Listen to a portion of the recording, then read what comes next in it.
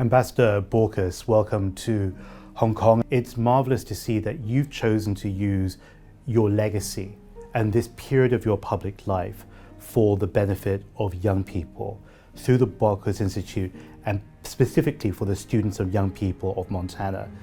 But why, at a time when we've got climate change, food insecurity, why young people and why people-to-people exchange?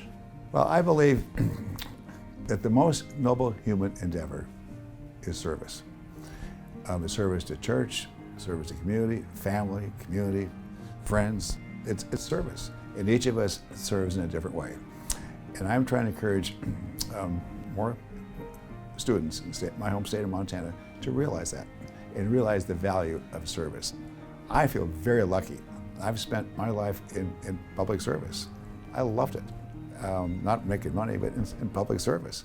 And I try to help a lot of students in my home state realize that it's so noble and it's so helpful to find solutions to problems, and also it's so rewarding personally when you're working and trying to provide service. Now these kids are really hopeful, basically. They know they have to be hopeful, and they are hopeful. But they're concerned. They see the issues, and I'm with our public policy, with our institute, the Baucus Institute, trying to tap into that hope, and tap into it so they help it bring it out of its shell, and so it begins to merge and mature, and then provide more service themselves. They're in China for about 10 days, Hong Kong, Beijing, Shanghai. By the time they get home to Montana, what do you want them to experience? And what should be that lasting impression? Oh, when they get home, they say, wow, that's a great trip. Man, that was cool. You got to do that. It was so much fun. The people I've met, the students I've met, oh my gosh, you got to do that. They're going to be so excited.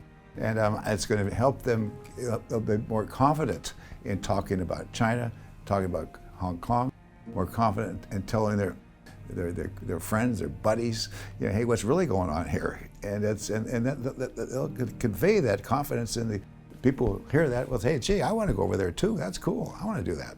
And that in turn may lead themselves into a career that you have had. That's the hope, yeah. And I think it will for many. A lot of the students have changed their majors. They start out in engineering, so when they participate in our program, oh, no, I want to change my major. I want to get into political science. I want to get more involved. There wasn't a Baucus Institute when you were growing up. What was that defining experience in your home and your community that you think steered you towards this love for people and this desire to use a whole lifetime for people other than yourself?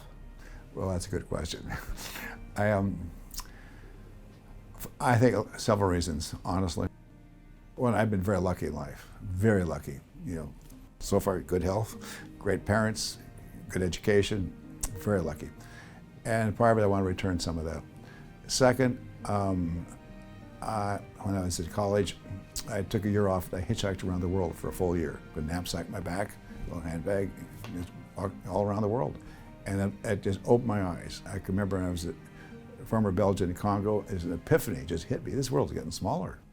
And we have problems, and if we're going to solve some of the problems in this world, maybe I should help do something about it, not only for others, but for myself, and work together. So that trip really opened my eyes, and I was inspired by a Montanan, a former Montana Senator, Mike Mansfield, who was a wonderful man, probably the most revered senator in Montana's history, and for many in the United States for that matter. And he's really my inspiration. I thought, gee, I can never be another Mike Mansfield, but that's the direction in which I want to go. And then why China? Because you didn't visit China until much later than some people. Some people speak about having been touched by the China experience in their childhood, or they heard a story, or they read a magazine when they were growing up as teenagers. But what were your early interactions with China? What was it, quite frankly, like to be the United States ambassador to a country of over 1 billion people? Well, I'd been to China several times before.